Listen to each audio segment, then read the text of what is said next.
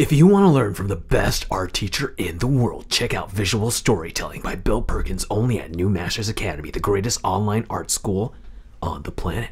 Click the link down below for a free 7-day trial and learn from the legends. I am deep in your mind. I am deep in your...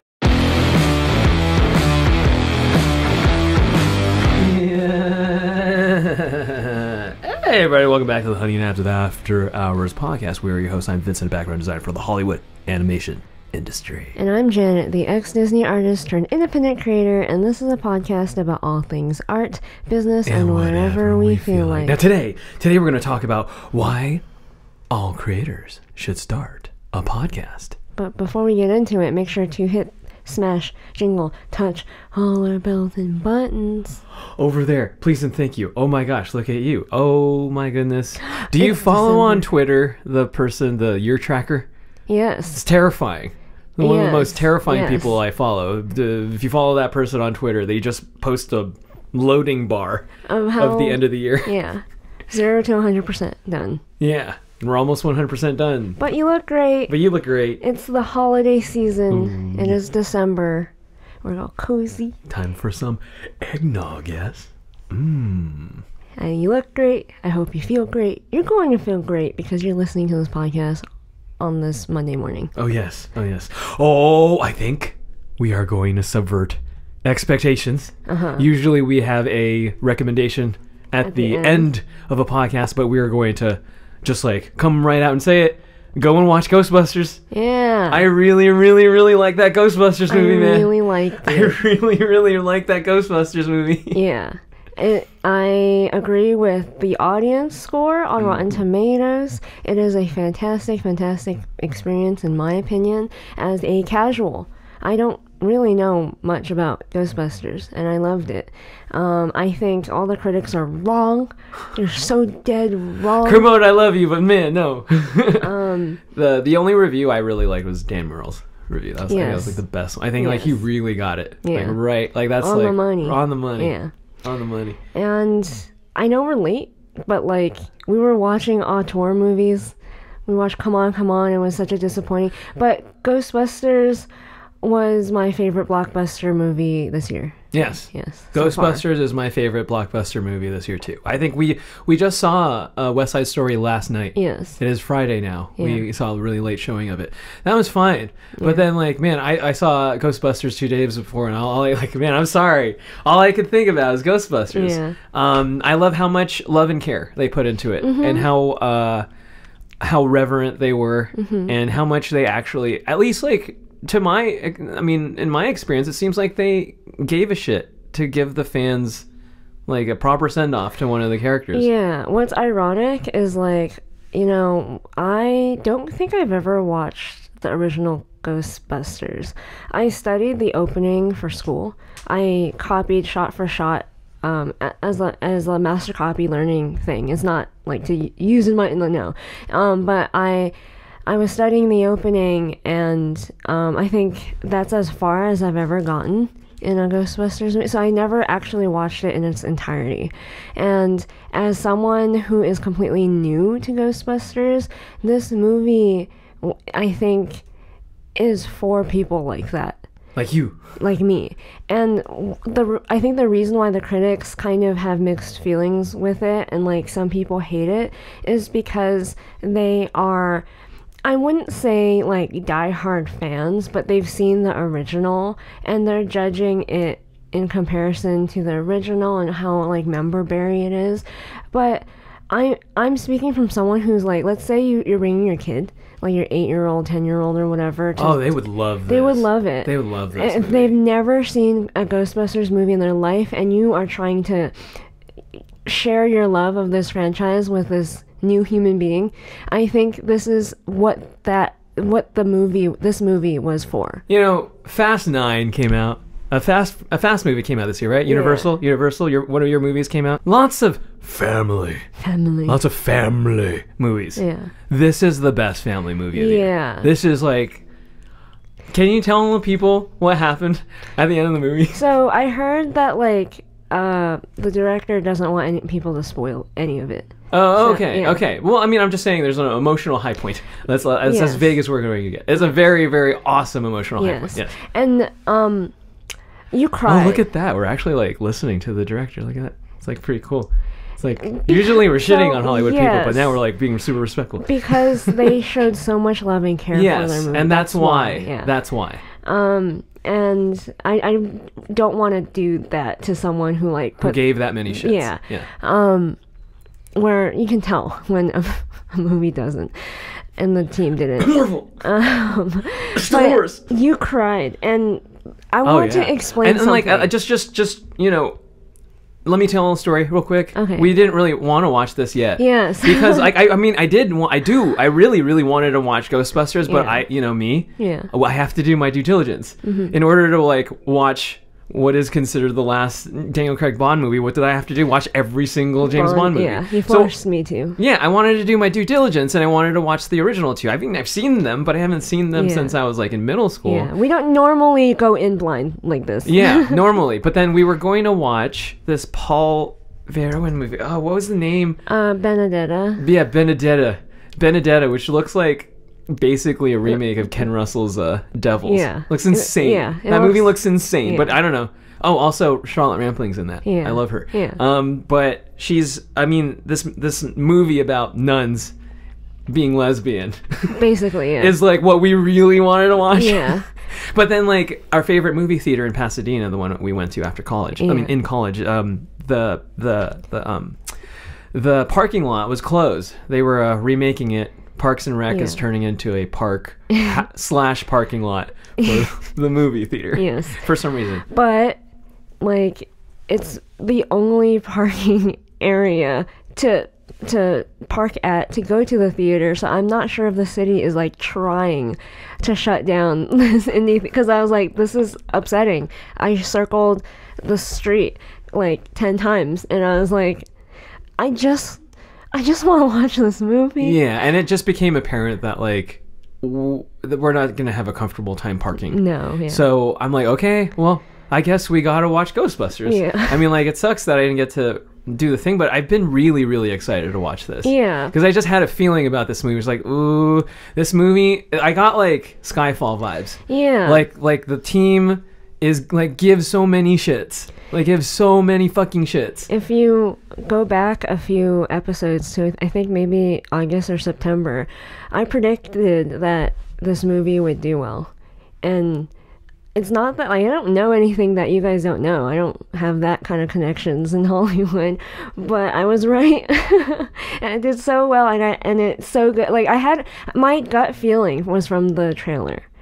Right. And I predict things from my gut feeling and from trailers and how I interpret Hollywood strategy to be. And from what I saw from the trailer was they're trying to do this property justice after what happened in 2016. Yes. And it just felt there's something about the whole thing that felt everyone gave so many shits about it. And then emotional high point happens, and I'm crying for two reasons. Yeah. I'm leaving, it's the first time in a long time, since I was a Pixar movie when I was 20. Yeah. When I just was bawling as I was just walking out of the theater, and I was just tearing up like a kid, going fuck, I'm so happy right now. We talked about this right before we went to bed that night. I don't cry for movie theaters out of sadness. So it's just impossible for anybody. It's impossible, Pixar. You can't do it to me anymore. No. I've been there's nothing you can do. Yeah. Nothing. So Vincent's dead inside. Yes. Very dead. I didn't understand this when we first started dating, but let me explain this to the audience.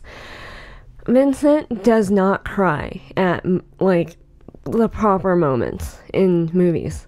When there is an emotional moment, when they're trying to make you cry, when it's legitimately sad, he doesn't cry. It's hard for you to cry, period, in life. There's sometimes you're so frustrated, you just want to let out your emotions, and or you know that when you cry just to to relieve stress sometimes. The art center cry. Yeah. Yes, you can't even do that. You can't, like, there's nothing in this world that makes you cry. But the first time I saw you cry was from a movie. And it's not for the reason you think. You're not crying because the movie's sad or happy or whatever. You're crying because the movie's good. Yeah. You only ever cry when something is so good it makes you cry. Yeah, it's a movie has to, or there has to be a moment where I well up and like I'm overstimulated. I just like end up just. Yeah, it's more an overstimulation. Yeah, and like it was more of like the feeling of like, first of all, I wasn't expecting it to be that good. Yeah. But then like I was walking out of the theater going like, oh, like I kept like crying out like I haven't felt this way in so long. Yeah. And I kept telling you, man, when like Whiplash and Birdman and all those movies came out, like it was every day was like I was like crying every day.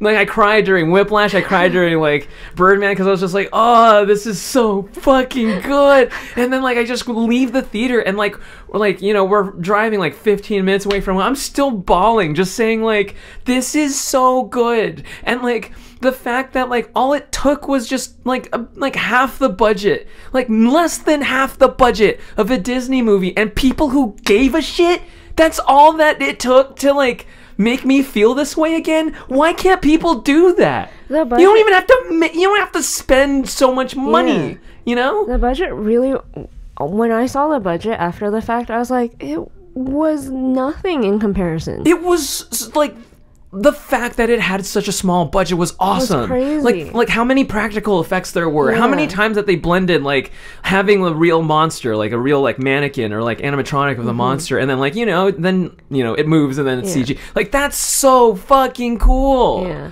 And like it's something that I would always imagine like why does everybody lean on CG? Like it's expensive and not practical. But like difficult. There's just something about seeing the tangible thing on camera. Yeah.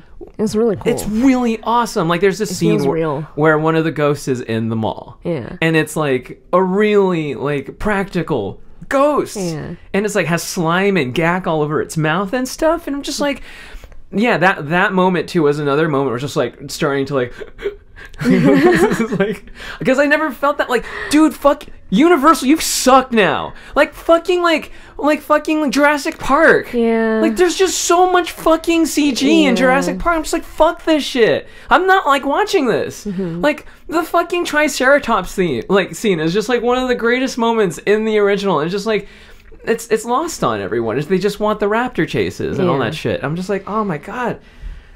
Like I'm sorry. I'm just like really passionate that like a movie felt this way after like what felt like 2 or 3 torturous years of like Hollywood going like, we fucking hate you, consumer. We hate you, we fucking hate you, consumer.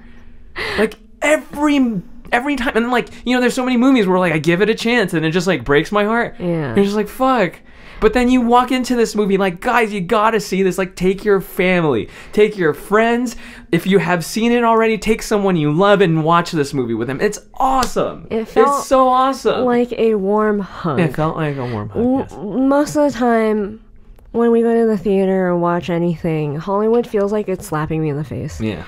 Intentionally, and like you're gonna hate this and you're gonna like it, and guess what, bitch? You paid for it. You paid for it. But this felt like, I love you, and then a big warm hug, and it was nice. Yeah. We both felt at the end of the movie that this reminded us why we got into the jobs we got into. Yeah. It reminded me why I love movies and I love entertainment, and it reminds me why I hate everything now. We only hate everything. We only like talk so much shit because we love this. Yeah, because we gave our lives to it for a reason. Yeah. We're mad for a reason. And it made that I was so thankful to have that experience for once. Yeah.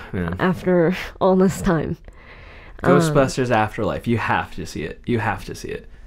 Yeah. Like I mean, I don't want to call it, but like I don't see how Also, Sony's doing really good. Yeah. Sony, like, out of the jaws of near bankruptcy. Sony is just like, fucking like, Spider-Man Carnage stuff, and then Spider-Man, oh, guess what? Ghostbusters is in it. And then we got like Mobius and all these other characters. It's like, oh, Into the Spider-Verse Part 2. Bitch, we're back. Columbia, man. I think I was marveling at how, like, you know, when people actually gave a shit about like the creative, suddenly your movies do well. Would you not such a bad strategy, right? To like actually, and guess you don't even have to spend that much money too. Yeah. And like, yeah, you don't have to spend. You can make smaller movies. You can make how about you trust your creative and you give a shit for once, and then your movie might actually do well. Oh, it's like magic, right? It's like if you care, who knew? People will sense it and then share it with other people. Oh, it's like art. Oh, wow, art. You know, MGM. Art for art's sake, you know? Yeah. Oh, forget that, like, that's their motto. Yes. So, let's get to the topic of this podcast. Oh, yeah. Time for everybody to hate us. Why all creators should start a podcast.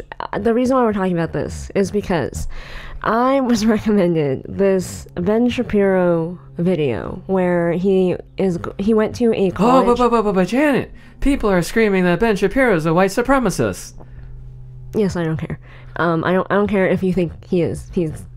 I'm going to go into why that's such a funny thing that people think of him, because it's kind of addressed in this video, kind of in a very meta kind of way.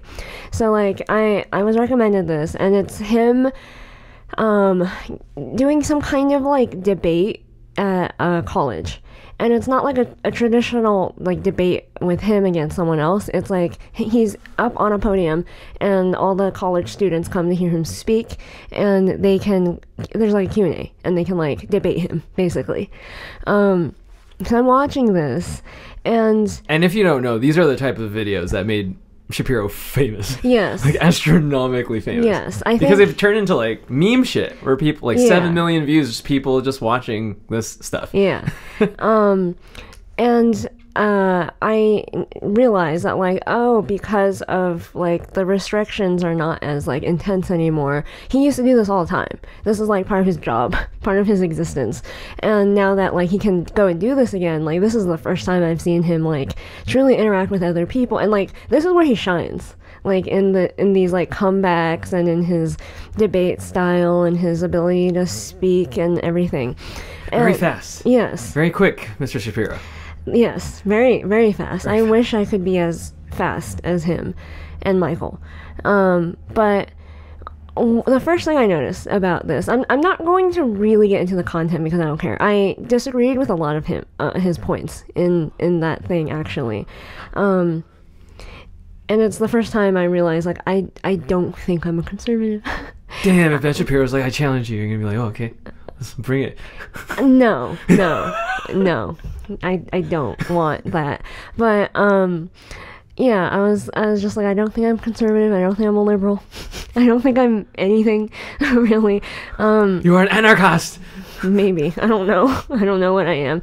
But, I'm listening to him, and the thing I noticed first was that I have seen the like Milton Friedman talks back in the day on YouTube, and I was like, wow. For a second, it's just like, oh yeah, I was there in the 70s. No. But like I've seen it on YouTube, and it was just shocking to me how similar it was to that, and I was like, Ben Shapiro is our new Milton Friedman. Wait, so in terms of presentation stuff, like just speaking? Yeah. I just tripped me out that I was like, we are old, for one, and that we have come to this point where I know who, like the Milton Friedman of our generation are like these group of people who are like going up on stage and doing these talks, and they're like the thinkers of our time, basically. The people who do this. It's just crazy to me. It's like trippy because like when we were first introduced to Ben Shapiro, I just saw him as like some really, really smart seeming dude who dunks on people and is kind of an internet personality. I didn't think much of him. He was just like, especially because he looks so young, he has the same problem I do, where like, I just thought he was like a kid or whatever who just like runs his mouth. But turns out like 10 years later, he is the Ben Shapiro who goes to these colleges and like debates people in this way. So that was crazy. But then the next thing I like thought was amusing is like there's a difference between Ben Shapiro then and Ben Shapiro now. Style has changed. Yeah. What was the style back in 2016? Very contentious internet year. Very, very contentious. Yeah. I think he was more trolly, and I think he would say things to get that moment of like either the clip for like the internet clip, or to just like dunk on people and to make them feel dumb, or just to like it's more mean-spirited back then, and it wasn't very persuasive, because if you're just like mocking people, you're not trying to persuade them of anything, you're just trying to like talk over them and like be seen as smart. And I think that created the brand of Ben Shapiro. What a lot of people see him as is because that's how he got famous, you know, and he's like, Ben Shapiro like dunks on liberal, like and makes people look dumb. But now I was like really glad to see that he softened his approach a lot more. He's chilled the fuck out. You think he's more in tune with the adage of winning more bees with honey? Yes, I think so. Because I think I think at a certain point I wasn't sure if he was like just a grifter or not. Because of that. Chan very wary of who actually gives a shit and who's a grifter. Yeah, because if you're not actually trying to persuade people, be kind to people, and like have them see what your side and have an actual conversation, then you're just trying to grift, in my opinion. But to see that he does care about like the things that he cares about, and he's trying to not like upset people just for the fun of upsetting people. He really is trying to like do the Milton Friedman thing, because when I would watch Milton Friedman, it didn't seem like he was trying to like make college students feel dumb. Yeah, and some of the college students would be a little rude to him, but then he would just calmly just talk to them. Yeah. But if it were Shapiro back in 2016, oof. Yeah, he would end them. And I thought that was nice. I think that's a really great persuasion tactic of like, if you're really trying to win hearts and minds, that's it's not going to go viral necessarily, it's not going to be fun, it's not going to be like, ooh, I'll get all the boys to be like, ooh, got him. But I think it does help people understand you better.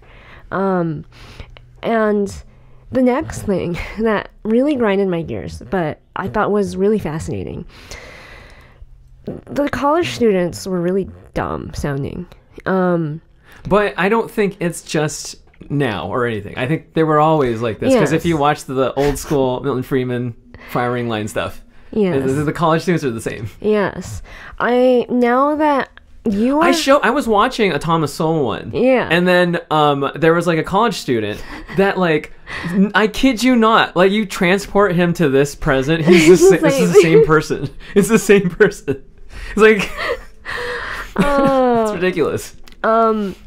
And now that you are 30, I am 28, I think. Yes, I'm 28. We're approaching our 30s. No, you're 29. You just turned 29. I just turned 29. In October. I just turned 29. Wow, I forget my age. Yeah. So we're approaching our 30s. I feel like I have enough distance now from college. But it's still shocking to me to like see these college students, supposedly very educated, and I don't see myself as that different from them. Like, I'm sure I sounded just as dumb and stupid at that age. So I am seeing this perspective of like, wow, when I was 21, 20, I was dumb. I was so dumb, because I look at these kids and I'm like, I spoke like you at one point. I was exactly like you. I didn't have very much speaking experience, all this stuff. So I was just like, wow, this is how adults see saw me at that time. And that's really unfortunate because Ben Shapiro is different, a little bit special. If you know anything about him, he started his speaking career very, very, very young. Like, he graduated high school early, went to college early, so he was picked on for being, like, younger than everyone else. Like, imagine, it's really hard to be friends with, like, 18-year-olds when you're, like, 15. Yeah. So he started speaking on his, like, I think college radio show in college. And then I forget where I heard this. I think he was doing like a podcast with somebody. He was talking about how from then on, he basically had 5 hours of speaking practice every single day. That's the thing. And it's never stopped. Because right after, he got picked up on the conservative radio station, and he still had to speak for 5 hours every single day. So imagine having that kind of practice at speaking your thoughts, and especially, it's not like easy topics. It's not like, you know, talking about pop culture and do you like Pokemon or Digimon? Yeah, your feelings, whatever. Right. It's about politics and like very difficult subjects that, you know, if you sound stupid, people are gonna complain that you sound stupid. And like the fact that he went from his college radio show to having his own radio show. Like, you can't be bad at what you do and have someone believe in you and be like, here, kid, have your own radio show. It's perfectly fine. No, they're not going to waste their money like that. So this guy, at this point, he has kids. He has this whole career. Imagine how many hours he spent speaking. He goes up on stage, and this forum debate thing is not fair at all, because this is Ben Shapiro with hundreds of hours of speaking experience. These young people haven't spoken that much in their entire life. Yeah, at all. It's kind of unfair. It's so unfair. And I just thought, like, well, but they don't know that, though. They don't know that. Yeah. They have no self-awareness, because this is like one of their, like, there was this reaction from this kid who I think it was like there was video, obviously, but there's probably like a screen up on stage where they can kind of see themselves. He sees himself on camera for the first time, and he gets so distracted for like 10 seconds. He goes like, oh shit, I look good. And then like the whole audience like laughs at him, and then he's like, anyways, here's my question, or here's my point, or whatever.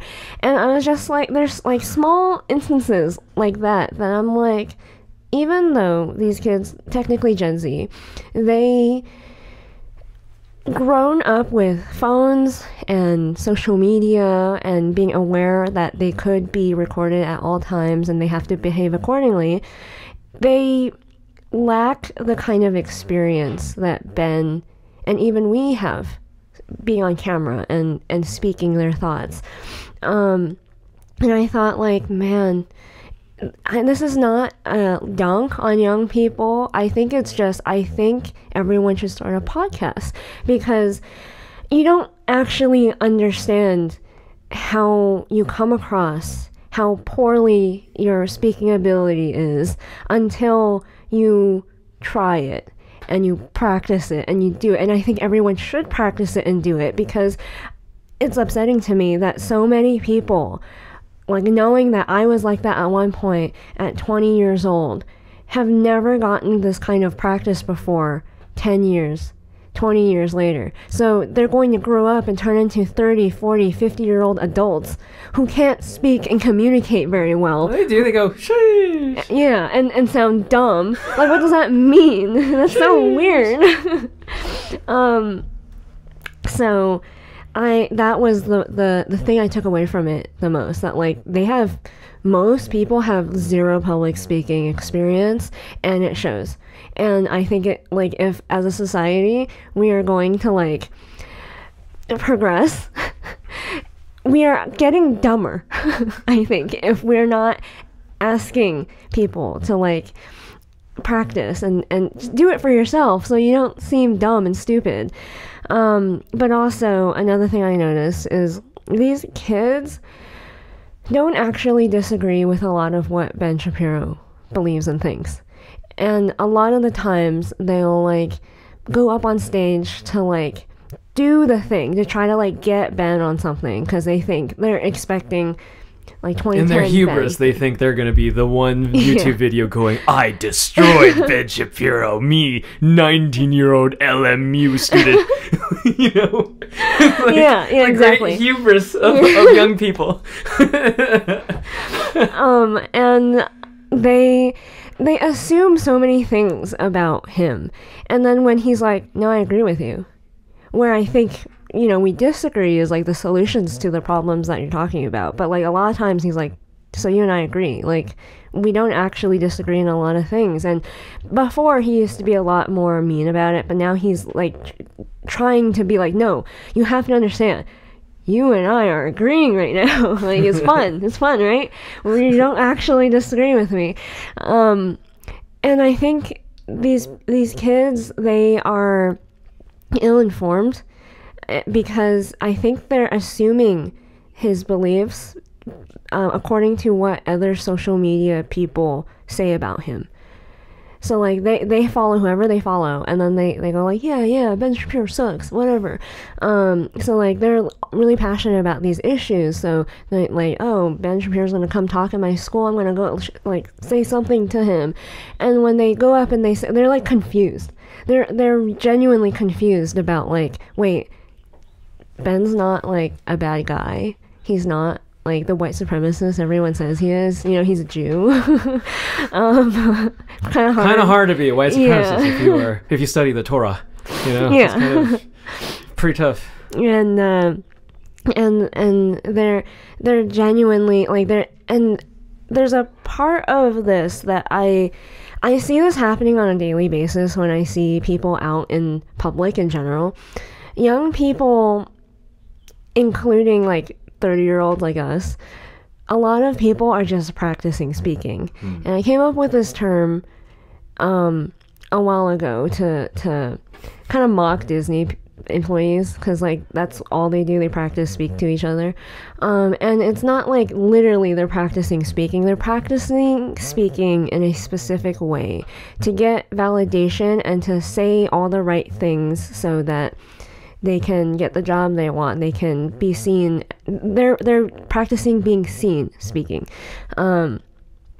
So they do this thing where like they're just wanting like everyone else in the crowd to like them and accept them. I don't think they actually believe or understand the things that they're saying. I think they're regurgitating things that they've either learned in a politics class, an economics class, or whatever. A tweet they saw with tons of likes. Yeah, they're regurgitating something they've seen before. They're not actually thinking for themselves or really even comprehending the words that they're saying. They're saying it for the gram. They're saying it for the clip. They're saying it to be liked by the people next to them in the crowd. And I thought that was a fascinating thing too, because I was like, they're not actually, like, people aren't actually saying things a lot of the time. They just speak and nothing comes out. So now that like that made like that this all made me think like people really should start a podcast. There's a lot of benefits to it. There's so many benefits. What would you say is one?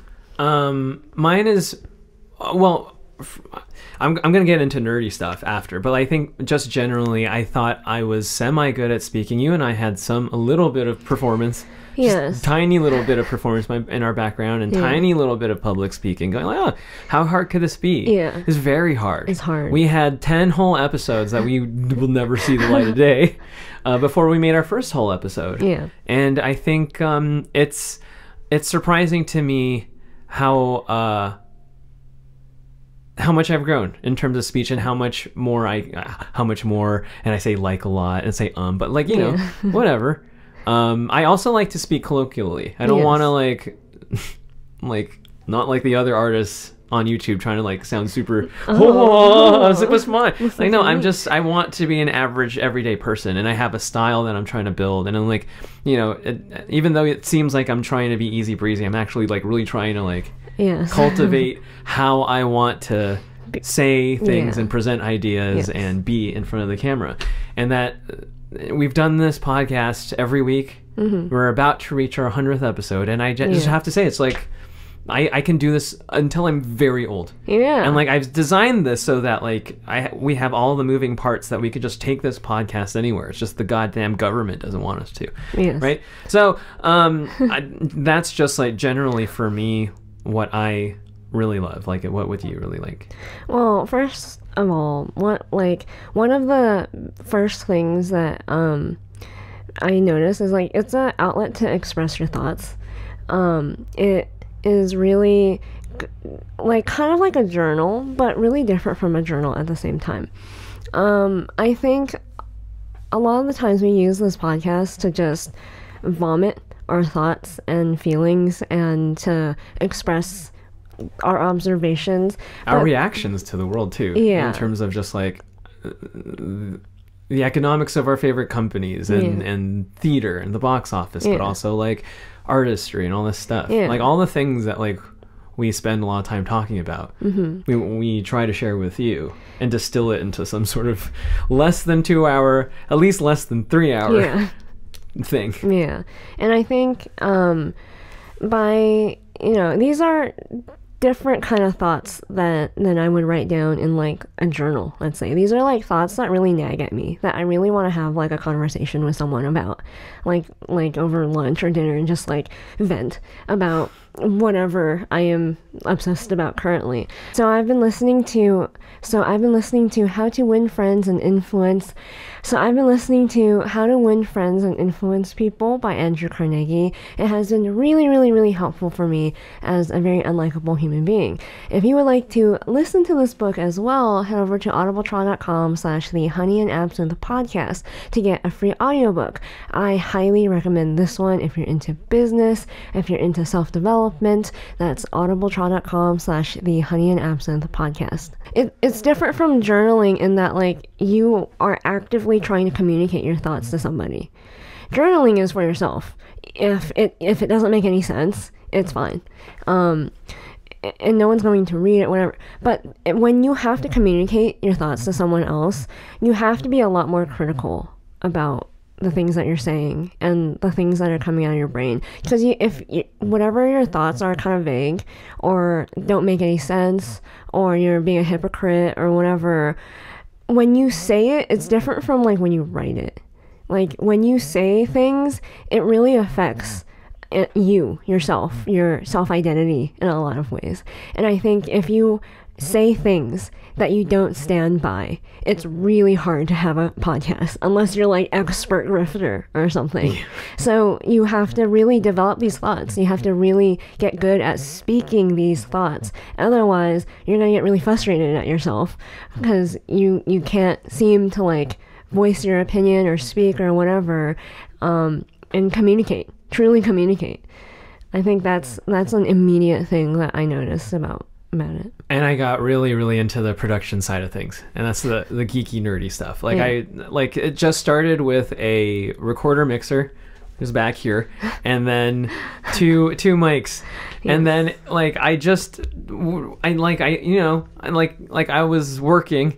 And then there was a time where I was like training really hard. Remember, I was like taking all those painting classes and like painting every day. Yes. And then I was just like, I started doing this podcast, and it slowly I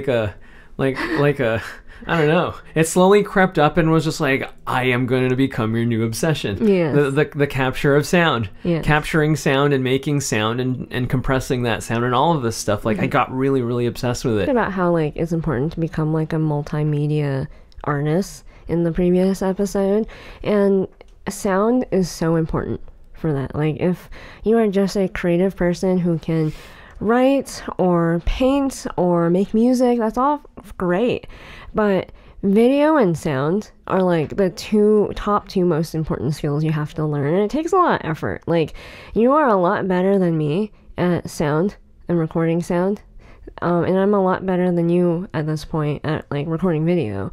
But the same amount of time I've been like increasing my skills with video, you've been increasing your skills with sound. So like we are like a match made in heaven, or like I can just like I don't want to deal, like I know how to set up mics, I know how to do all this stuff, but like I'd rather just like you get off on it, I get off on it, and I get off on like setting up lights and the oh, you really like you as much as I love like the perfect position of the mic or compressing the mic. I think you like setting up all these lights just as much. Yeah, and figuring out like when I get the best looking shot. Ooh, it doesn't happen very often. Usually it's an accident, but like I'm always like I just did it.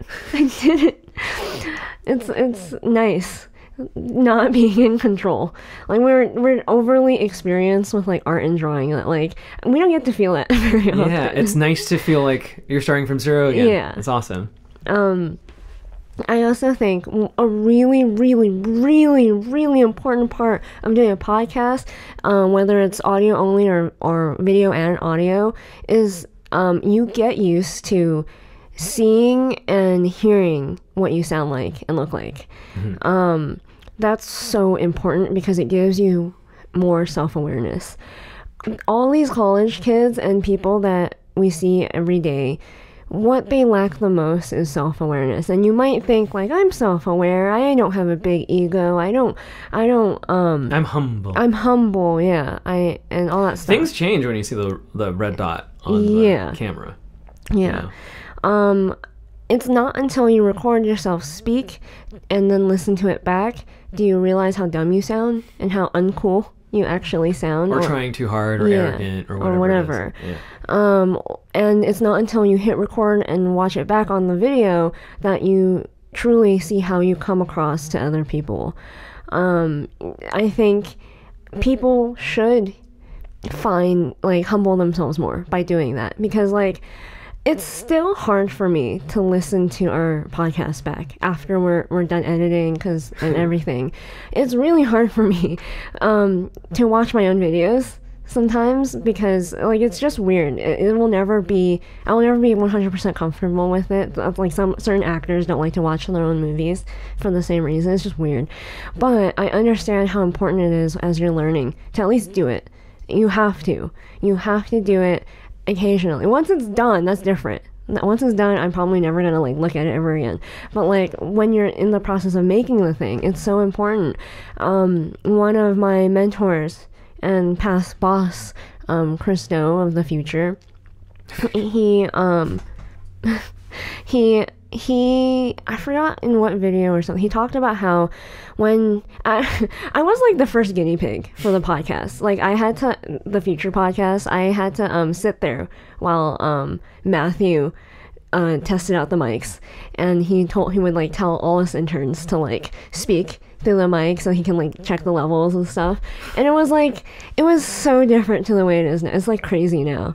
Like lights and video cameras everywhere and Skype and all this stuff. But like back then it was just like in the filming set, and there's like a makeshift stage and then like a few folding chairs. But we all start somewhere. It's crazy. Yeah. But he was saying how when he first started doing YouTube, recording himself and hearing himself back and watching himself, he hated it, partly because it was jarring for him to see how not cool he looked. And like he had this idea of himself in his like mind's eye, but when he actually saw the way he spoke and the way he came across on camera, it was not what he didn't like it. That's what triggers an INTJ. When there's something better about ourselves, we take it too far. We go like, I need to become better at this is unacceptable. And that is one of the things that I really benefited from. I always wanted to be able to speak and come across more confidently. I just didn't know how, or other than like signing up for like a vocal coach or a speech coach or something that would force me to do it, I didn't know how I could possibly get the kind of practice in that I needed to become what people I at least wanted to be seen as an adult, at least by 28. How about that? It'd be nice. It'd be nice to not have people think that I'm like 17 and I don't know anything. And so that helped me a lot. That helped me a lot. Oh, yes. I think it's really interesting for posterity, too. I think it's interesting that we did the podcast throughout this entire awful mess of Corona time. Yeah. And it was like, I remember being a little frightened after. I was like, what the fuck is going on? Like they're making us work from home. What is this? This is the craziest thing. You think it's just some swine flu, but then it's like you have to go to work, go work from home, and it's kind of freaky. And then we did podcasts during that time, even though I'm just like, man, this is really strange time. So man, I don't know what kind of disasters or life events in the future that are waiting for us that we're just gonna have to either that will just be in the background of the time, but that was a thing. That was a thing. Like, it's kind of crazy to look back and like just document all of this, because it's almost 100 episodes now, and it's just like, that's 100 weeks, and like you can kind of just like scroll through what we were thinking at that precise moment, that precise time. It's different from like a photo or a video, because like a photo or is a journal even. Yeah, even a journal. It's so much you capture, because like with a journal you capture your thoughts, but you don't capture your tone and your demeanor. You don't capture, like, you can say I'm sad, but you don't truly understand how. Like, is it grief? Is it disappointment? Is so many different forms of it, and it all, as humans, you can like hear it in a voice in like a split second, compared to like you'd have to read it and interpret, and like you can't really put yourself back in that place in time rereading your journal. Because I would like keep blogs and journals and stuff when I was younger, and I went rereading it like decades later or like years later. I don't remember how I felt at the time. I just read the words and I try to like guess, I guess. And then with like video, you see the way you behave and the way your gestures and the way you come across, but you don't get your thoughts. Not really, not usually. Same with photos. It's truly, you don't even get like how you come across. You just get like almost like just a picture. It's just a still image of what you look like in that point in time. But podcasts, you're capturing like your brain, you're capturing your thoughts. I never thought that would be important as like a young person. I never cared. Never had nostalgia for that kind of thing. I never. Some people really like time capsules and that kind of thing. I didn't even realize that would be a result of what we did until like we've made this many. Yeah, it's kind of crazy. Like, I don't really want to go back to our very first podcast. I still go back. You know which one I go back to? Which one? Imagination. That's one of my favorite classic episodes of this podcast. Every so often I go back to that, and every so often I go back to episode 69. I don't think I like going back until there's enough time that's passed where I can distance myself from that person over there. But I can imagine, because I remember that very first podcast very vividly, that like I'm such a different person now than then. And I think that's gonna be crazy to see in a few years when I do finally go back to it. And like I really value that now as an old person. Young person, you have so much life ahead of you that you haven't lived yet. It doesn't matter, but you should. That's why your mom keeps your baby pictures. There's not like 10-year span of time where I didn't take any photos of myself, and I kind of regret it because like that's just a huge gap. I don't remember what history. I was like. Yeah. Career and creativity wise, it also helps you a lot. Like, I think every creative person, every artist should start a podcast. I think every musicians, writers, everybody. Yeah, just do it because it makes you better at storytelling. You don't realize how bad you are at it until you try doing it, and then you realize, like, listening back to yourself, you're not making any sense, or it's hard to visualize a lot of things, or you're not, setting people up in a very engaging way where, good storytellers are amazing. There are a lot of them in animation, actually, where they can like grab you by like the very first sentence, how they open, and then they like take you on this like crazy journey, like, did you know what that person said to me, and all this stuff. Like, we are in the movie business for a reason, and like that has gotten stronger when we started. Oh, also, you mentioned that we're in the movie business. I'm gonna be in animation for 5 whole good years. You'll be in the guild for 5 whole years. Officially. I mean, like, I'm officially an animation person for 5 years. Technically 7. Yeah. But, like, yes, 5 years. Yes. I officially crossed the threshold. I have worked in the industry longer than Janet Chan. I don't know how you did it. I don't know how I did it. But I did it. Yes. Still doing it.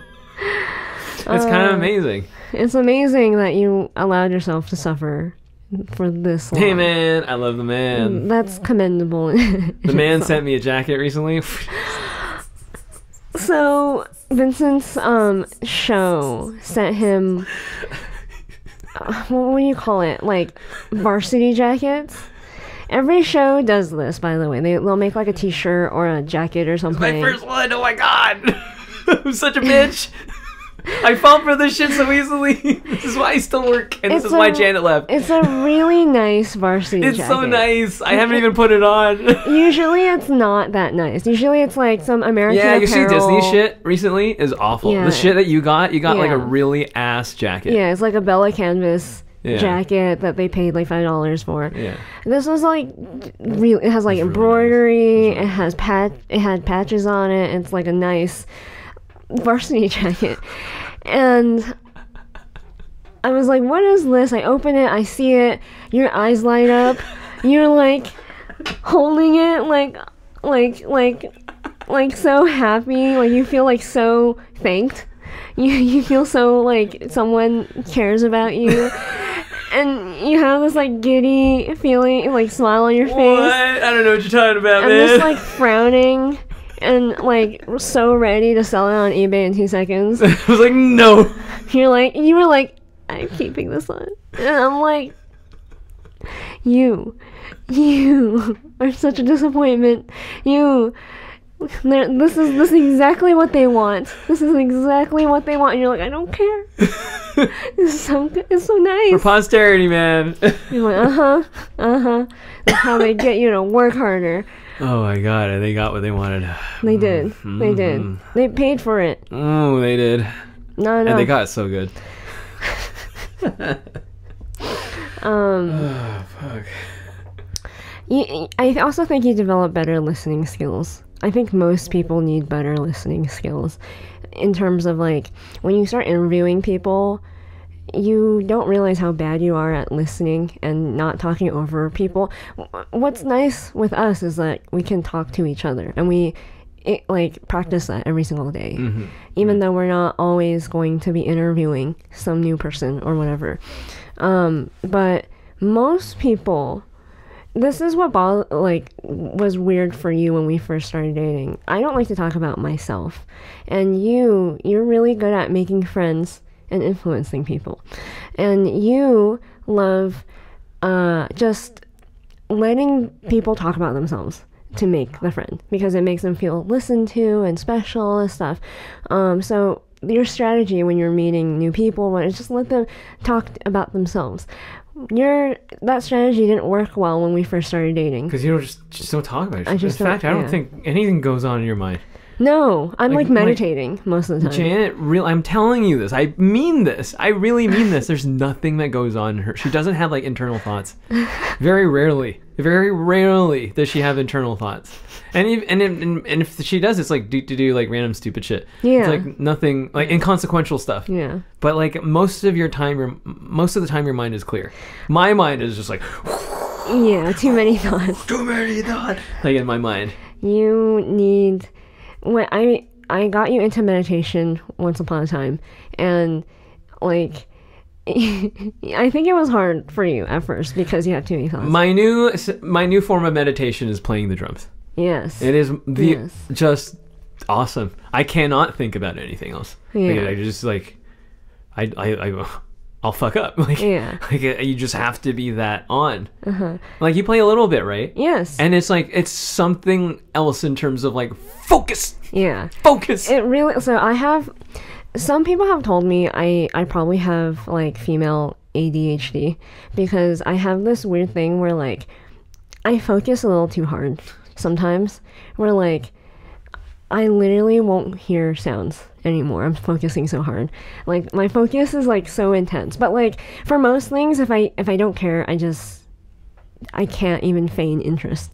Like, I can't keep my attention on them.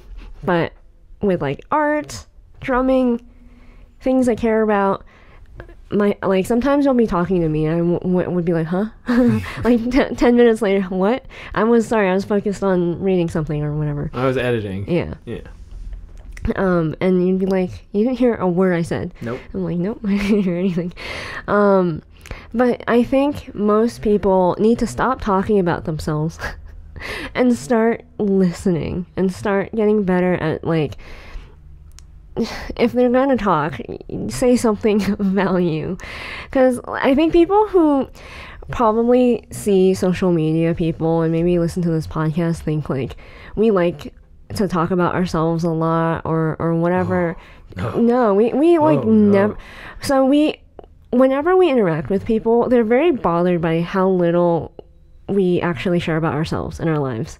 Like, they have to pry. I'm actually a very curt human being. So if, like, you ask me questions, I'll give you one-word answers.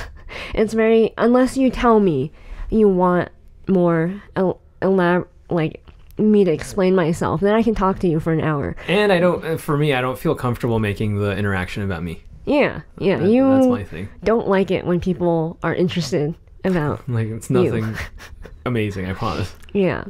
So, but like I notice people don't like to talk, like to listen.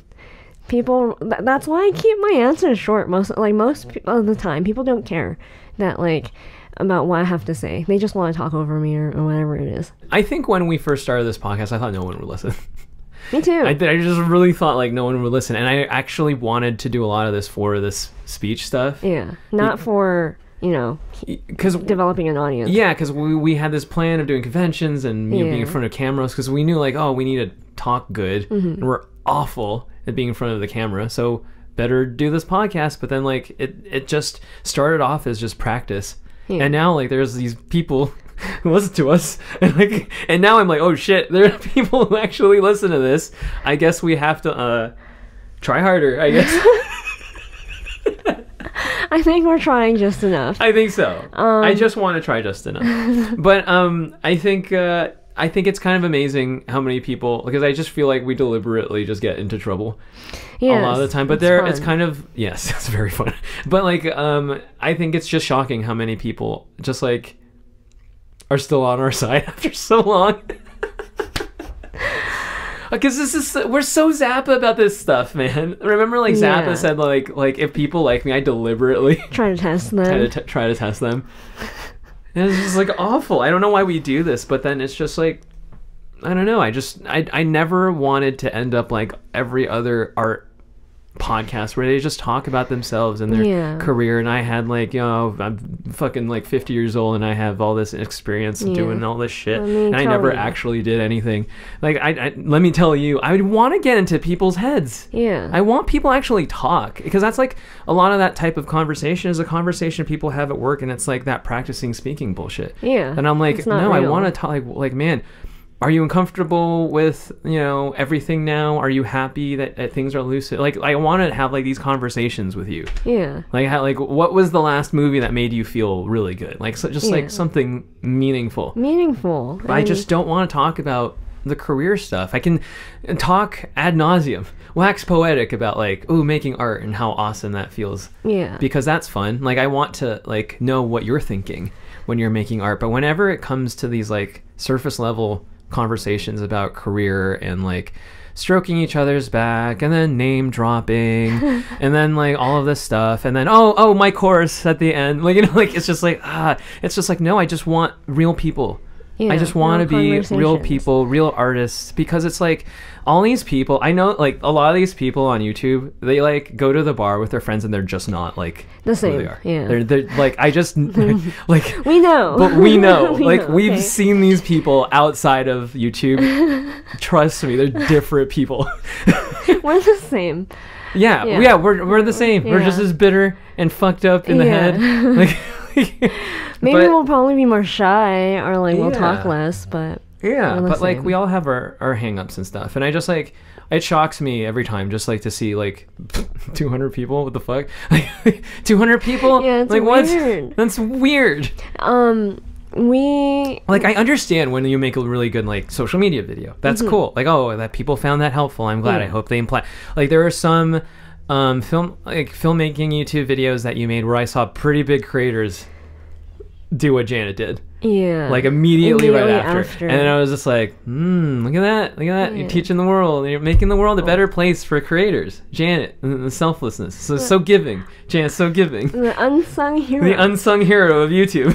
Small channel that everyone copies apes from. And copies because no one has original ideas. Whatever. We're literally copying. No one, like, I'll tell you right now who we're copying. We're copying a little bit of Scott. We're copying a little bit of Kind of Funny Vintage stuff. Yeah. A little bit of Joe Rogan. Yeah, that's about it, though. And that's about it.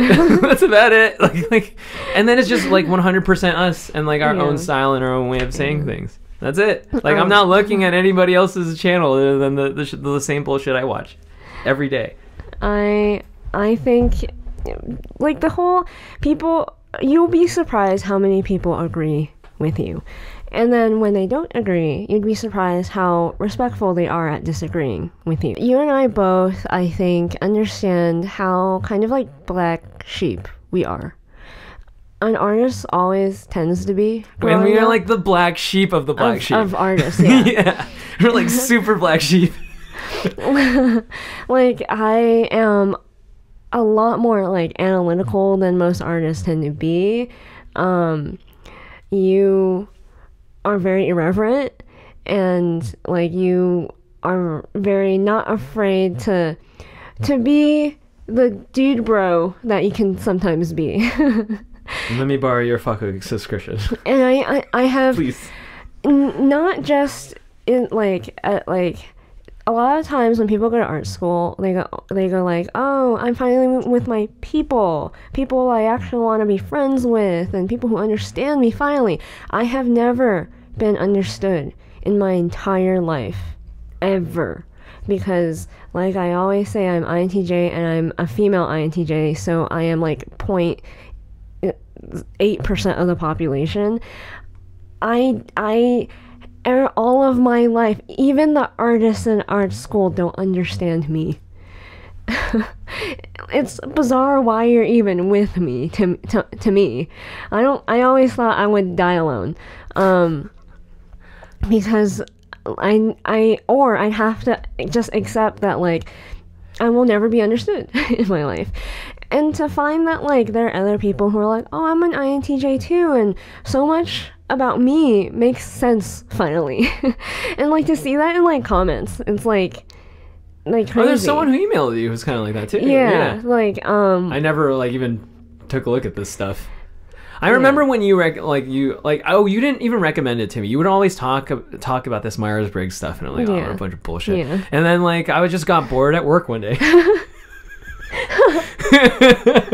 And then I was like, oh, I know what I should do. I want to spend the next 30 minutes taking this quiz. Yeah. And then like I took the quiz, and I was just like reading the description of who I am. I was like, you take like, oh, which Marvel character are you most like? And I'm like, oh, you're most like Ant-Man because XYZ. And I'm just like, oh, that's cute. But like this one was like it was like me. Like freaky. It was accurate, freaky how accurate it was. I was like, whoa, this is strange. And then I asked you, wait, which one were you again? And then you were like, that one. And I read yours, and it was like, that's you to a God, T. that's like you to a T, and it's awful. Yeah. It's awful. I am destined to be with like the most hated person in the world. This is hilarious. The most misunderstood. And so I think it's just, and I do think there's a tendency to have like confirmation bias with stuff like podcasts, because like you're going to develop an audience of people who just mostly agree with you. Yeah. And like I think it's really, we also try to just like look at whatever we can and like challenge our worldview. Yeah. And listen to people who like who won't just like say one-sided things the whole time. Who will like go like, well, I usually go this way, but for this thing I think it's this, and I just listen, and I go like, well, I disagree, or like, oh, that's an interesting viewpoint, and like I never just go like, oh, I fucking hate you, I'm gonna unsubscribe to you or whatever. So it's kind of cool that we have like again, like, I'm just like fascinated. Like, it's just crazy to me that we have like a group of people who are just like, no matter what, I don't really care for them to agree with us or not. It's just like what we think, but like the fact that they're just there. We designed it into the show. Like, it's a conscious thing that we did before we ever released our first episode. My thought was like, all of my favorite podcasts don't talk down to the listener. I hate podcasts God. Like almost every like art podcast like talks to like the viewer 5. Like you're fucking 5. They like treat you and talk to you like you watch their cartoons. And it's just like, no, I want to talk to you as if we're at the bar, or like we're like smoking weed in the back or something. Like we're just like chilling and we're having like a real conversation about like what we're really thinking here. Like, this is what you have to do to get hired. Oh, this is what you have to do to get hired. I did so many things in my career, and this is why you should buy my lesson plan right there, down below. Like that below. I just hate. That's why, like, once I got hired, I just couldn't listen to any art podcast. Like, I guarantee you, like, there are a lot of people in the industry who don't listen to that shit. In fact, they don't listen. No, they don't listen to that kind of stuff. They're like, why? I remember talking to one of my art directors, going like, "Are you going to Lightbox?" And he was like, "Yeah, what is that again?" I keep hearing things about like, it's like everyone is just trying to make you think it's a bigger thing than it is, but like we are just people who make cartoons, guys. It's always how it's been.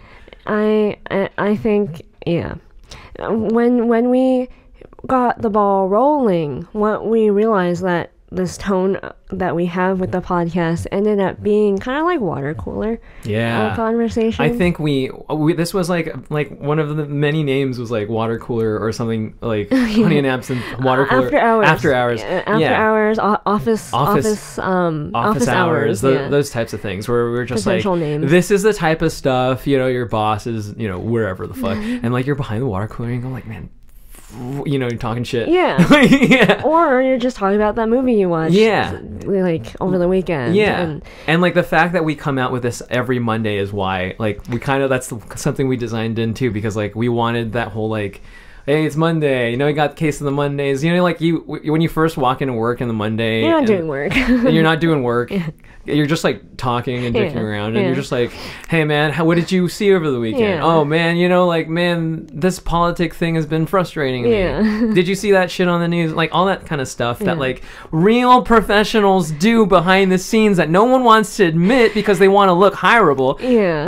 That like normal people do. And like I'm just really just happy to see that like people are like understand that like this is how people talk in real life. You know? I'm really proud that we, because of all of this forethought, everything that we planned, that we were somehow able to cultivate an audience that doesn't always agree with us, and that's okay. Yeah, that's cool. It's just willing to share their 2 cents in the comments or something like that. Like, I remember someone said like, oh, you're just trying to, I think, defending me. I don't know, I was probably being canceled again. But they was like, no, you're not an asshole, you're not this or you're not that. You are just trying to get people to think for themselves. And I'm like, I'm so glad that like, hey, there's one person. Someone can see what we're doing here. And that was nice. And I think it's like, I think the most important group that needs to think for themselves, especially right now, is the artists. And that's why it just frustrates me to no end that, like, you know, all sorts of agendas are being like pushed upon artists, and all sorts of like motivations, like, oh, career or political change, all this stuff. But like individual self-expression is always like, these days, nowhere to be seen, nowhere to be talked about. And like that's what we wanted to do with this. We wanted to be real people expressing real things, you know? Yeah. And I think it makes us feel less alone, for sure. Because, you know, prior to the podcast, we thought we were like the blackest of the black sheep in all of the land. Not only are we artists, we're like the wrong kind of artists. Oh, yeah. And it makes us feel less alone. And I think it makes our audience feel less alone, or you know, I feel that way when I'm listening to other people's podcasts too, who might not have like huge followings or anything, but I think that's a nice feeling to have. I think to see that like maybe I've affected people. who dislike me think I affect people in all the strangest of ways. But how You're turning people into fascists. Yeah, or something. I don't know. But like the type of like DMs I get and the type of emails I get from people are never about any of the things we talk about. They're always about like, just thank you for being brave enough to say what you're feeling, even if it's not always like the most popular opinion, or maybe they might disagree with me occasionally, whatever. But they feel grateful to at least like have these thoughts out there somewhere where they don't have to feel ashamed to feel like the same way. Like a lot of the reason why I came out with my Why I Quit video is because unless you were in my position, you don't understand that when you feel the way I felt, you feel like you're going insane. You feel like you're going crazy. You feel like everyone else is fine and you are the weird thing, the robot that like malfunctioned and there's like some screws loose or something, and you just think, and you it's hard. It can make people depressed. It definitely made me depressed. It can make people, I don't know, just hate their life, like so many things. But I'm glad that just whenever people are ready, these episodes are there for them to consume and to just hear that like maybe they're not alone in how they feel. And I think that's something I never thought would come out of having a podcast. Oh, I never thought of that either. Yeah. That's kind of crazy. It's crazy. It's a nice thing that you can't, I don't think you can plan. Like, if we plan to do that, like... I didn't know that was something to expect. Yeah, at all. Yeah. And I don't think you can force it. Like, you try to relate to other people in a really fake kind of way. I don't think it's possible. But so... Now, let's talk about advice we would give. If you want, like, you're like, okay, I'm convinced, I'm going to, like, start a podcast. What do I need to know? Now that, like, we're reaching almost 100 episodes now. We've learned a lot. And we have a lot of advice and tips. My first one would be, don't be afraid to get vulnerable. I think the reason why a lot of people trend towards like teaching people how to do things or talking down to people, I think they just don't want to talk about actually important things that can help other people like you more or understand you better, or because there's always a tendency that they might hate you. If you show like the vulnerable sides to yourself or the ugly parts of yourself, people will be like, oh, you suck. Those comments are going to hurt a lot more. But I think that's what gets really good podcasts, if you dare to be vulnerable. Yeah, I think one of my I was like thinking about how to share that, like, I think I'm slightly dyslexic on the podcast when I did. And I just wanted to make it, because I was really inspired by Rick Beato's one of his like learning difficulties and stuff. And like I really wanted, like, his was very like touching and stuff, and I just wanted to be very me. And I just wanted to be like, hey guy, I jumble up letters too. Don't worry, okay, pal. It's okay. Like I just wanted like to have that come across. And like I did think about like, oh, it's a little embarrassing. Lots of people are gonna think I'm a idiot or I'm broken or whatever. But I'm just like, whatever. I just don't. It doesn't matter. Yeah. You know, that kind of stuff doesn't really matter. So then when I share it and then like, I don't know, somebody just feels like, oh, okay, so I draw too, or I'm a creative too, and I have what that is, and it's, I'm not alone. And like, I think when I first shared that story, I wanted to just convey that like, oh yeah, I have this problem. But then when I watched it back, I was like, oh, I bet someone will watch that and I'm going like, I feel that way too. Oh, that's good. I'm not like broken. Because a lot of the times, especially for me, like I thought there's something wrong with me, and I thought I was dumb or like was different or whatever. But like, I don't know. I just think like now that I'm like, so much older, and like I've accomplished so many things without like, being able to do math really well because the symbols dance and all this stuff. Yeah. Like I've done it, and like if I show that I've done it, then maybe people can be like, oh, I can do it too. Yeah, and I think You will learn humility just by doing podcasting.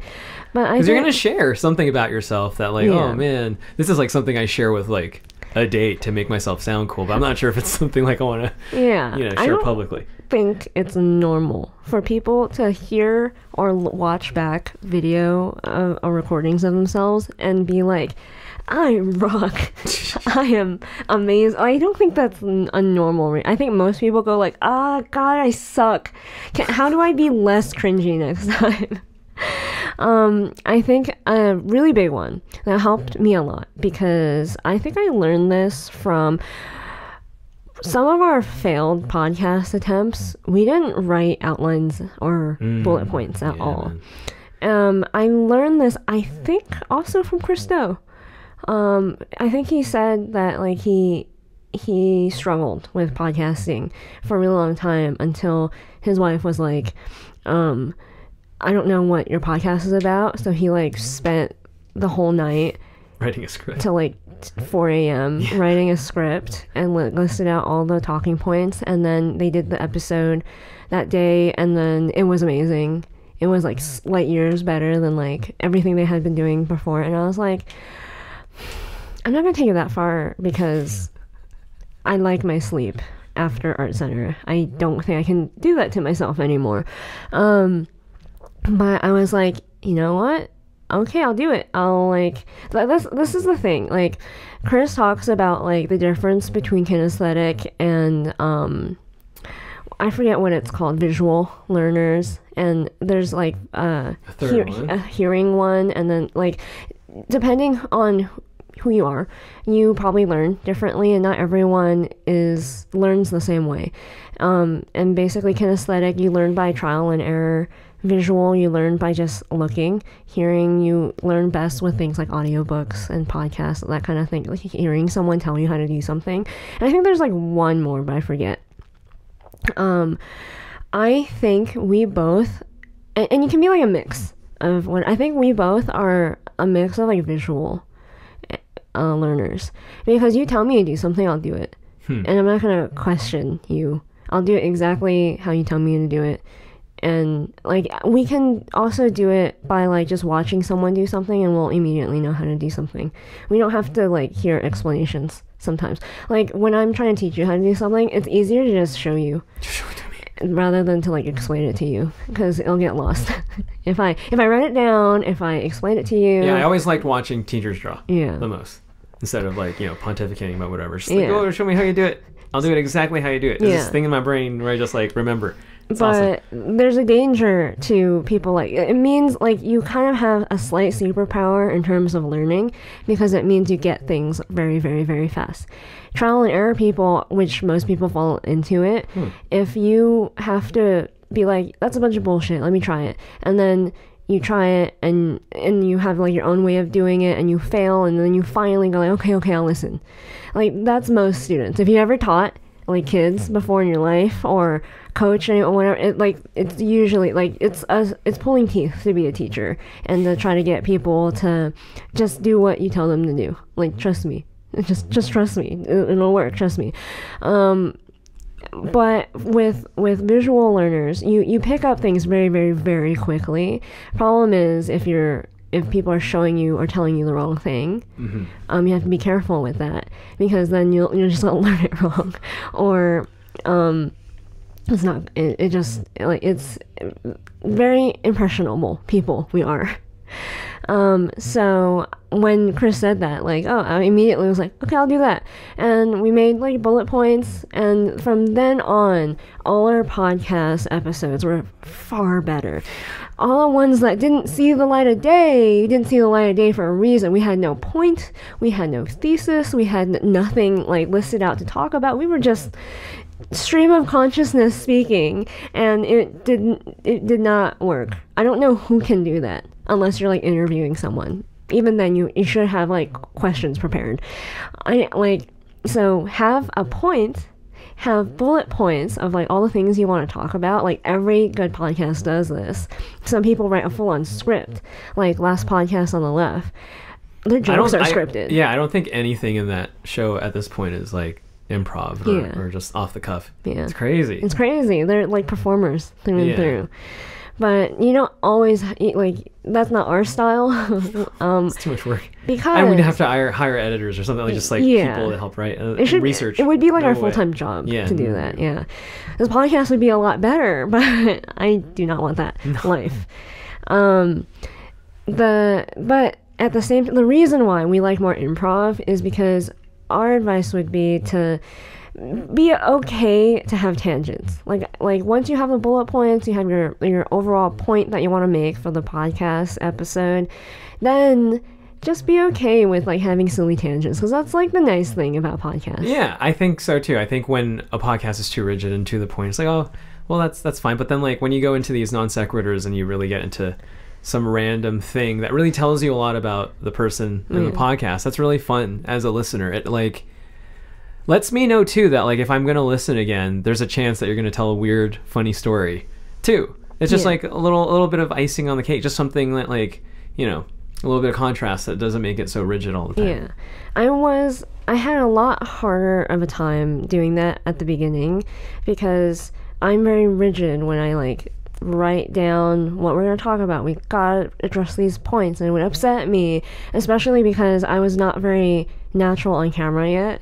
So whenever that red light turns on, I like deer on headlights, need a script, need all these things, and then I think like at about, I want to say 50 like maybe 50 episodes. I don't know how long it took, but like it took quite a few episodes before I finally was like, okay, it's fine, we can edit it out if we don't like it, if it ends up going too long, if the bit's not funny, whatever. And that's another tip: edit your podcast. Yeah, just don't be afraid to just say whatever. Like for example, we had a whole script, like a bullet point script about show notes from last week about the whatever Disney Encanto, whatever. But like we didn't plan the KFM part. No, yeah. That just came to me and I was like, oh shit. Yeah. And then a year ago I would have been like, no, we're not playing this game, we need to cut that out. But now I'm like, yeah, sure, whatever. Yeah. Maybe even like your first 10 or even 20 aren't good. Yeah. But like there's this awesome character in Ghostbuters Afterlife. Oh, There's yes. this kid named Podcast. Yes. And he has a podcast. Yes. That's why he's called Podcast. And then like he always says like, oh yeah, the show really hit its stride after episode 49. Yeah. And then somebody really cool validates him at the end of the movie. And His one like, listener. His one listener. Yeah. His one subscriber. And it's just like dope. And it's just like, I love that moment. And so I was just like, that's exactly like, I think people who don't have a podcast won't understand. But like that was very like, I know that feeling. Yeah. I love podcasts a lot. Yeah. Podcast reminds me of you. What? Oh! I thought you meant you love podcasts. You love podcasts, the character. Yes. Oh yeah. I like podcasts. He's adorable. He's basically Vincent. Yeah, in the movie. Yeah. And then like you're basically I'm Phoebe. Yeah, you're Phoebe. And then like I'm like there's this thing that where Phoebe says this super complicated thing in a podcast, and the podcast is like, yeah, yeah, totally. Totally. That's and then I laughed so hard because I was like, I know somebody who does that. That's our relationship in a nutshell. I can tell too, like you are not getting it, but you're like, yeah. Totally. And I just go like, I just laugh and I go like, you don't get it. The show will hit its stride. You just have to not stop. Do not stop. Like, I think that's one of the biggest. I think Colin Moriarty had this like this piece of advice that I like took to heart, because I knew I wanted to make a podcast too. When he said like, you don't miss a week. Yeah. You just don't. No. And I was like, yes sir, all right, I'm not gonna miss a week. And I never did. I can keep, and like this whole process only takes 5 hours. It's very fast for us to do this. I mean like compare like producing. Okay, fine. It takes about 7 or 8 hours with editing. But like for producing one of your things is ridiculous. It's like a week long. Yeah. Like for me, producing this is super easy. So like so just like don't miss one. Yeah. And if you're having a hard time keeping a schedule, I mean, obviously maybe you want to do every other week. Like don't set yourself up for failure. Yeah. Don't go like, I'm going to do a podcast every day. Yeah. Like no. Don't do that to yourself. Be kind to yourself. But I think if you just make the show as easy to make as possible. Like, you have like very simple supplies. Maybe if you're starting out, you just have your phone, or if you want to graduate to a digital mixer and 2 microphones, you have that. But like, make the show as like express as possible, because you don't want to miss a day. Yeah, that's like the worst thing to do. Yeah, we have never really come close to missing a day at all. There were like times where like we did an entire 1 hour and a half episode that we fucked up. And then we did it again because we have to. And then there were some episodes where like literally we're posting it Sunday 1 o'clock in the morning. Just because, you know, like, I don't know, life got in the way and all this stuff. But it's very rare. We always try to do this like at the end of the weekend, so it's in time for Monday. And I think like the whole editing the podcast thing, it's like not everyone is great. Most people aren't great speakers to begin with. So you're most likely, if you have no camera experience, no speaking experience, and you're recording yourself, there's a lot of pressure until you finally get over your fear of speaking and your self-consciousness, everything. So to make it easier on yourself, like I really would not recommend doing like a live podcast or for like new speakers, you know what I mean? Oh yeah. Just do like a talking head podcast. Like, very typical one that you see on YouTube. Yeah, that's too much. It'll help relax you. It'll help get you to be more natural. The less pressure you can be to have on yourself, the more you will, because you got to enjoy it. You're not gonna do this for hundreds of episodes unless you enjoy the act of doing it. So, like, unless you like Joe Rogan, smoke pot, drink. There are a number of things we do. There are a number of things we do before this podcast, but you will never know because it is not YouTube friendly. To relax before we hit record. We used to like drink in front of the show because I thought that was cool. I remember Kind of Funny used to do that, but then like, we can get sloppy. I don't like that. Yes, we got too sloppy one episode, and we're like, no more. And like, it's really bad for your weight. Oh yeah. Man. Every week too, we're like making Moscow mules. No. And some days you're going to have no ideas. You're gonna have you have to do a podcast in an hour or so, and you're like, I don't know what to talk about. I really am racking my brain here, but that's normal. And you work through it. And like the littlest things.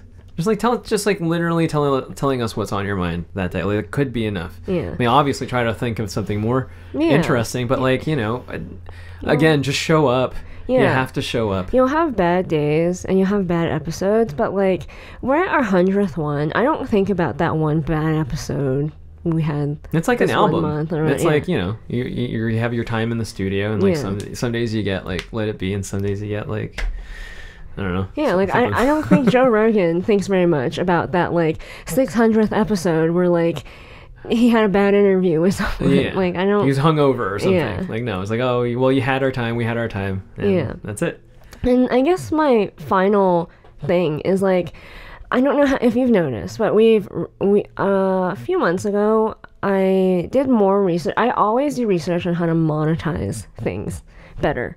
I switched I don't know what it's called, but the thing we host our podcast on, to Anchor, because when you're a small podcast, it's hard for you to get brand deals. It's hard for you to make money, even on YouTube.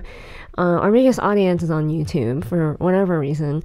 And then there's some on Spotify and stuff. They want to see our pretty faces this way. Yeah, I guess. Probably easiest. Could we post our video podcast on Spotify? I think we can, but I don't know how. I think it's like a special thing you either have to pay for or something. You have to be Joe Rogan. Yeah. Boo. Because they have bandwidth and all that stuff. The reason why I switched over to Anchor is like anyone can make money on Anchor. Literally anyone. You start racking like around, I think 1,000 listens is when you get your first ad read, and it's for Anchor, and that's, I think, has $10 CPM. Yeah, if you've never listened on the on Spotify before or audio before, there is a Anchor ad read that you can only hear on audio. Yeah. And because of that, literally once, even small, previous to Anchor, you had to be a pretty sizable podcast to make money. Now, there are pretty small podcasts that are making some money. And it's not going to be a lot at first. Like, it's not much at all for us right now. We do it, it's like a passion thing for us. We just like to do it. But if you're going to make a podcast, you might as well make money doing it. Yeah. You might as well monetize your conversations. Yeah, I mean, like, we talked about all of the just benefits that you get from speech and all this, like, some self-productivity stuff. But yes, it would be nice to make a little bit of coin. Yeah. They've made it so easy. Like, this isn't this is not an Anchor sponsorship at all. I'm just, like, explaining how easy it is. They have so many tools for you to record on your phone because they understand that everyone has mics and stuff. And your phone stuff, like your Apple AirPods or even your phone mic or whatever, they're perfectly fine. I don't think you really need to invest in equipment until like much later. They have all that stuff to be able to just record something on your phone, an interview with someone on your phone, and then it's free. Like the hosting thing we did previously, we had to pay. We had to pay for and I don't know why they still exist at all when something like Anchor exists. They'll put your podcast on Spotify for free. They'll put it on like Apple Podcasts or whatever it is for free. They like send it out everywhere, and you get monetized. So I was like, man, this like it is actually far easier to start a podcast than it is to start a YouTube channel. Yeah. Because you don't need video. Video is just for YouTube. You can literally just hit record on your phone, upload it in 2 seconds to Anchor, start making money once you get like at least 1,000 listens, and like it's so easy. It's like you don't even have to be on camera if you're self-conscious. You can just listen to yourself speak. So they're like, I kind of saved the best for last. Like that's like the main reason that most people probably should start a podcast. It's easy money, but passive income. Yeah. If you like this episode, make sure to hit the like button. Check out these episodes next to binge all our other episodes, and we'll see you next time. Bye-bye.